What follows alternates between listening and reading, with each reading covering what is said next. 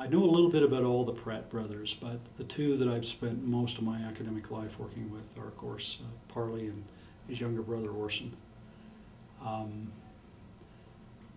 My work with them has been primarily focused on their contributions to the church as missionaries, as church leaders, as writers and pamphleteers.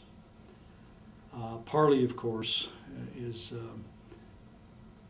head and shoulders almost above anybody in the 19th century. Parley almost invents single-handedly Mormon book writing.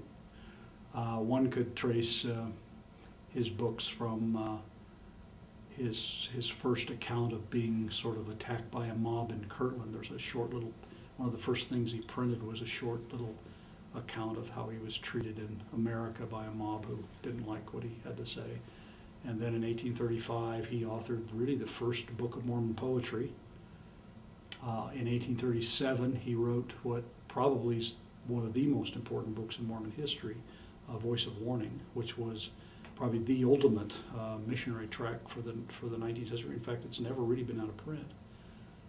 Surveys the basic doctrines of the church, follows the basic teachings of the church in kind of interesting arguments and so forth that missionaries would have found useful. And I'm sure hundreds, if not thousands, of Latter-day Saints in the 19th century had their conversion assisted by the reading of one or more of Parley's works, and particularly Voice of Warning. I find that referred to quite often in early Mormon convert diaries. He wrote the first response to an anti-Mormon attack on the church, a work he published called Mormonism Unveiled in 1838, and there sort of set the major agenda for how to respond to Mormon attacks against Mormons. And then, of course, he wrote one of the first histories of the Missouri persecutions. He had been, of course, one of the early missionaries, one of the first Mormon missionaries, of course, to go to the borders of the Lamanites in 1830-31, and while there had been influential and spying out the land, so to speak, and then later giving such a positive report of what was there, and of course became one of he and his first wife became one of the first settlers there, and shared all of those, both the joys and the tragedies of the Mormon expulsion from Jackson County in 1833. Later, of course, after missions and so forth, was also part of the group that was expelled from Missouri in 1838. Shortly thereafter, in fact, probably while he was in jail, awaiting to come to trial, he began to write a history of the Missouri persecutions. Joseph Smith, at the very end of the letter he sent to the church in 1839, March of 1839, we know it as the Liberty Jail letter. At the very end of that letter, Joseph encouraged members of the church to write accounts of what they'd been through, that it was a duty they owed future generations in Zion, Joseph Smith said, to leave an account of what they'd been through. And so Parley, among a number of other early saints, did that. When he managed to get out of jail, he went to Michigan, and there in Detroit, in Detroit, he published the first edition of his history of the persecutions. And following that, he went to New York City and issued a second edition, but slightly changed the title to The Late Persecutions of the Latter-day Saints. And at the very end, because he's now in a big city and has a larger group of people to tell about the Mormon beliefs and history, he added sort of an appendix, so to speak, to his history. And that appendix is worth mentioning because after that was published, he was in Washington, D.C. area as a missionary.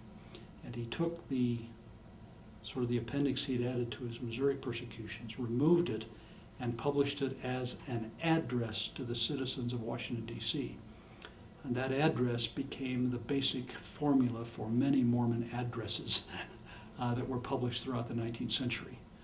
When Benjamin Winchester and Erastus Snow were on a mission in Salem in the early 1840s, they simply reprinted it. George J. Adams did so in both Boston and in England. And the addresses became very popular as missionary literature, but the very first one was the one that Parley and Judge Adams issued in Washington, D.C. Important because it was a short, brief missionary tract, but also because it contained a sort of a brief summary and listing of LDS faiths, what our beliefs were. We know that Orson Pratt took a copy of that with him to, along with some of his brother's earlier tracts, when he went with the rest of the Quorum of the 12 to the British Isles. And there was assigned as an apostle to Scotland and ended up doing much of his work in the Edinburgh area. In September of 1840, Orson Pratt issued an interesting account of several remarkable visions in which Orson announced to the people of Scotland the basic history, or gave the people of Scotland the basic historical accounts of Joseph Smith's early visions, and for the first time ever in print, an account of Joseph Smith's first vision. So here it is, 1840, 20 years after Joseph Smith's first vision, it appears in print for the first time. And it was Orson Pratt that did that, but at the very end of that tract, he added a list of beliefs of faith, which in part come from Parley's earlier works. And no doubt the individual who authored the Wentworth letter that came out under Joseph Smith's signature in March of 1842, from which we derive much of Smith history in the Pearl of Great Price, that was essentially from Orson Pratt's Edinburgh pamphlet, including the list of beliefs of faith, which he included, I think, 18, although our articles of faith were trimmed down to 13, but the basic wording and things certainly were there in print several years before that letter.